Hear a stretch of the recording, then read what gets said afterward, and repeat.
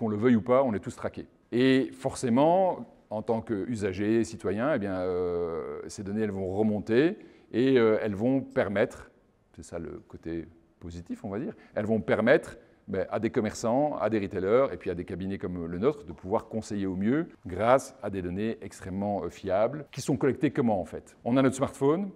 Actuellement, il y a deux grands types de collecte de données. Dans votre smartphone, vous avez une carte SIM avec un opérateur de téléphonie. Quand vous passez, il y a des antennes qui sont placées sur le territoire. Et quand vous passez d'une antenne à l'autre, forcément, votre opérateur, il le voit. Et il peut ensuite revendre en rendant ces données anonymes, en respectant GDPR.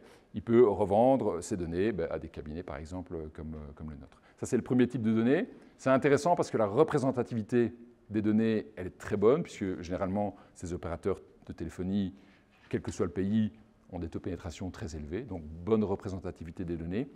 Inconvénient, ce n'est pas super précis au niveau de la géolocalisation, puisqu'on passe d'une zone d'antenne à une autre, mais on ne sait pas, on n'est pas encore super précis. Deuxième type de récolte de data au niveau des smartphones, c'est les applications qu'on installe tous sur nos téléphones. Et là, en fait, dans ces applications-là, il y a des systèmes de géolocalisation que vous voyez peut-être pour certains, qui a moyen de décocher, mais en général, on ne le fait pas. Par exemple Waze, par exemple Google, par exemple peut-être Paperjam, j'en sais rien.